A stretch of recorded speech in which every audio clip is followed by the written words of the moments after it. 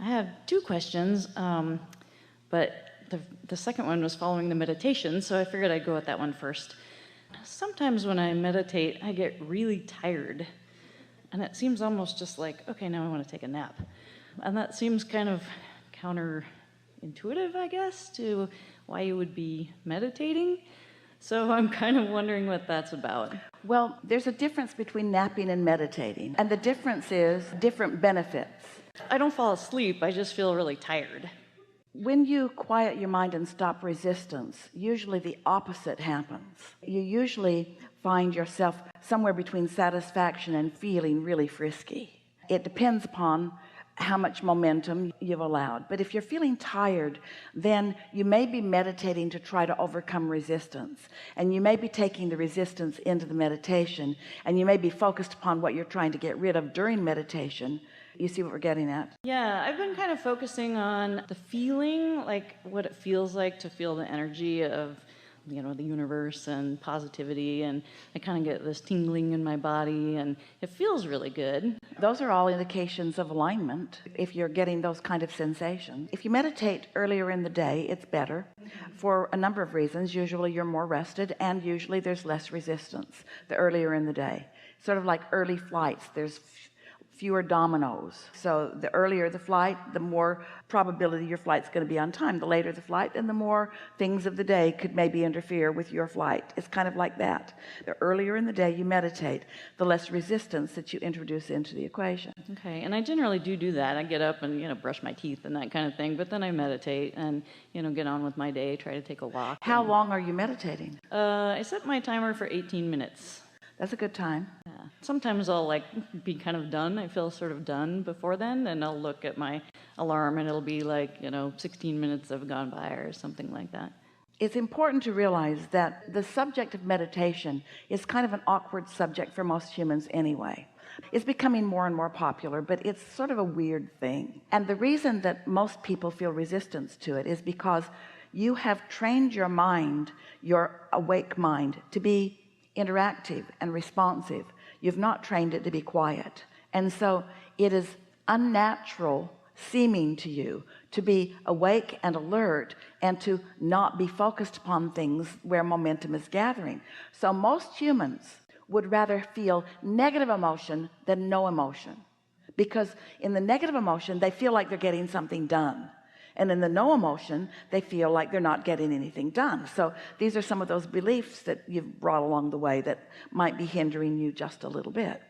But when you realize that there is enormous advantage to quieting your mind, because it puts you in direct concert with everything that's in your vortex and with all of the fairies of the universe that are in there gathering the cooperative components. And so you might in advance say things to yourself to sort of prime your pump that I'm really looking forward to quieting my mind, because there is great benefit in me lowering resistant energies in order to allow the rising of my compatible cooperative component energies, and wonderful things are going to come from this. Also, the way we mean meditation, we want this meditation for you because we want for you connection to who you are. We want meditation for you because we want receiving mode for you, period. Now, receiving mode for you means whatever you are vibrationally ready for, but most humans want to skip ahead. When we demonstrate turning vibrations to thoughts and thoughts to things, and then out here is the manifested edge, where the car is in the garage and the lover's in the bed and the money's in the bank and all that manifestation that you want. Most people want to go right from there to over there now. They have no patience or enthusiasm for the journey along the way, and yet the journey is the delicious part of all of this.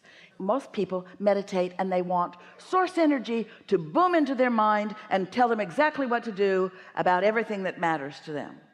And when that doesn't happen that first day, they think, I'm not good at this, or this doesn't work, or something's wrong with this. And so we want you to understand that what meditation is the beginning of the allowing of the connection, which will lead to everything. It always feels good. Yeah, I'm happy that I've, done it for, it's about a year and a half that I'm really consistent with it, and it makes a difference. But we're answering your question, and your question was, why do I feel like I want to go to sleep? Right, yeah, sometimes. And the reason you feel like you want to go to sleep is because you're not in full concert with source energy, or you wouldn't feel like you want to go to sleep. When you're fully in concert, you would be in the receiving mode, and there would be a feeling of anticipation, not a feeling of boredom. We're just wanting you to reach for, maybe pre-pave it a little bit. This is going to be a good segment. I'm going to quiet my mind, and I'm going to feel really good, and I'm going to connect with source, and I'm going to get a sense of what source is thinking about what I'm about, and then relish in the ideas that flow. Okay. When your life causes you to ask for something, it doesn't even have to be something that you can articulate. It just has to be something that you know you want. When life causes you to know what you don't want, in that same moment life causes you to know what you do want, and other way around too. So when you know what you want, you emanate a vibration, and that vibration begins the attraction process.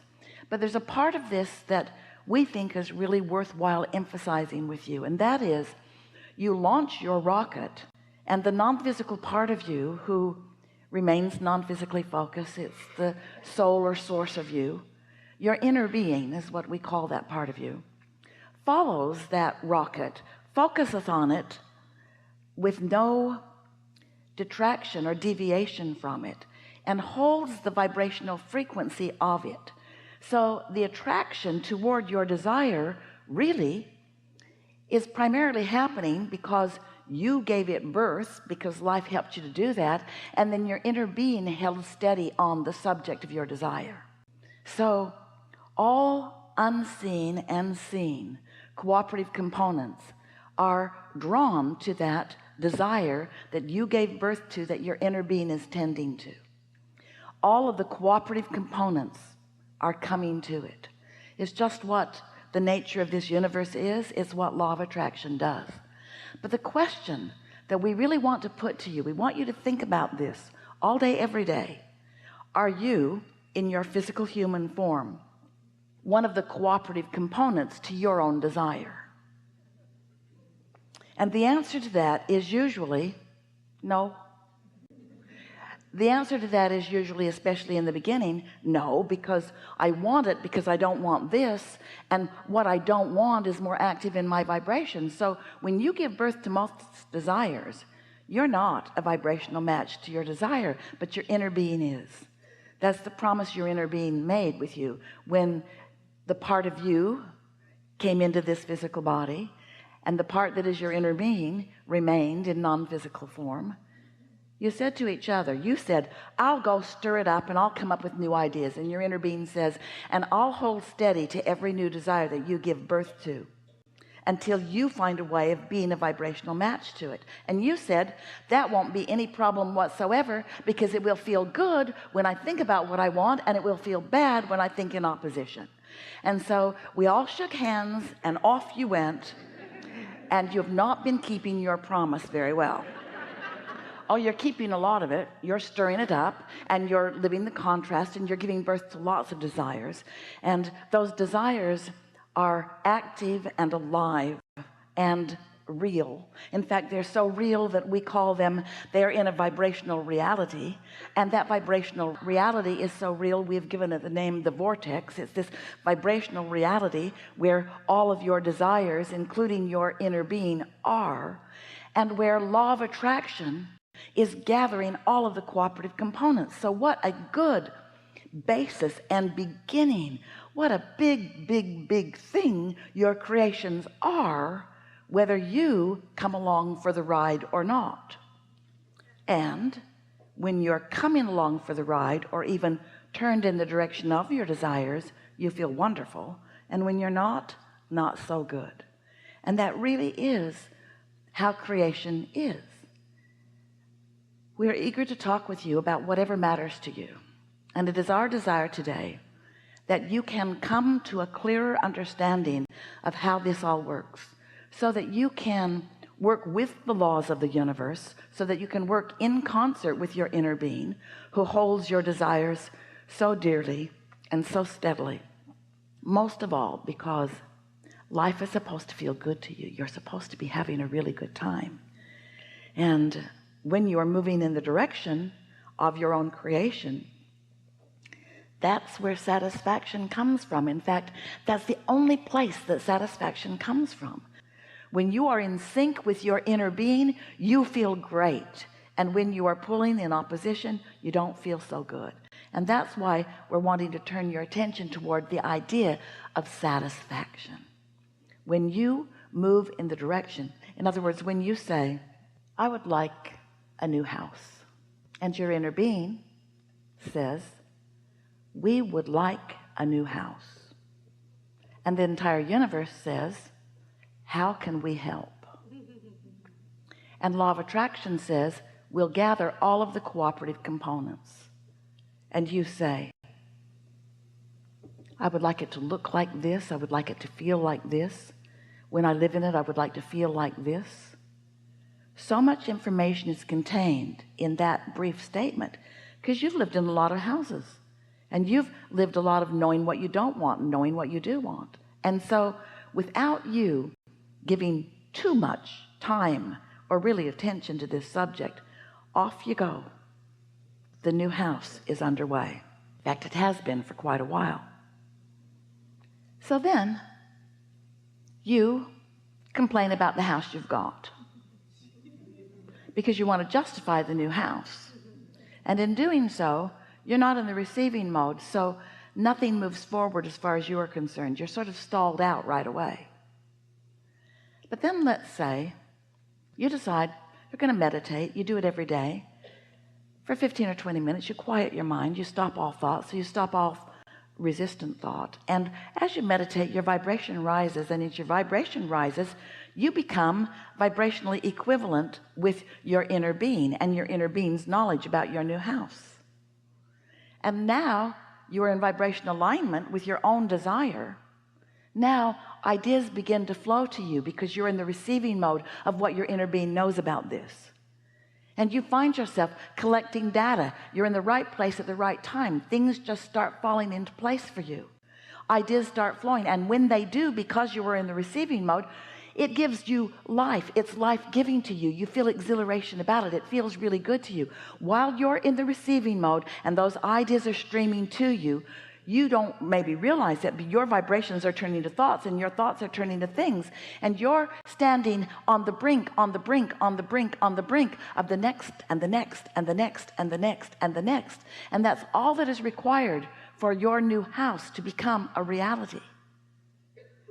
Now you may be thinking, what about the money? And your inner being is thinking, already got that covered. And then you're thinking, I don't see how that is. And then your inner being says, you don't need to see it, just know it. And you say, I need to see it to believe it. And your inner being says, that's your problem. You got to believe it and then you'll see it. And then you say, well, show me something. And your inner being says, now you're in doubt. This time is done. Now you're discouraged because you're living in that crappy house. Got yourself all jacked up about a new house, and now can't even imagine being there. In fact, you're so disappointed that everything about your house is annoying you. Television isn't working today, and neither is the air conditioning. In other words, one thing after another. So you sort of get the sense of what we're talking about. What we're asking of you is to accept some things that, as physical humans who have been translating through your physical senses, who are accustomed to facing reality, it's not an easy thing for us to ask you to face your vibrational reality, to try to find the satisfaction of a reality that is in the making rather than a reality that is already made. And we also want you to hear that it's your attention to the reality that is already manifested that keeps you from allowing the reality that is in the making to come into your experience. So you kind of got the hang of that, didn't you? You understand about law of attraction, but do you know that you create your own reality? Do you? We think you do. Do you know that law of attraction is always working? It's responding to whatever your thoughts are. We think you do. Do you think you have control of your thoughts? We don't think that you think you've got control of your thoughts. And the only reason is because you're more observant than you are carrying about feeling satisfied.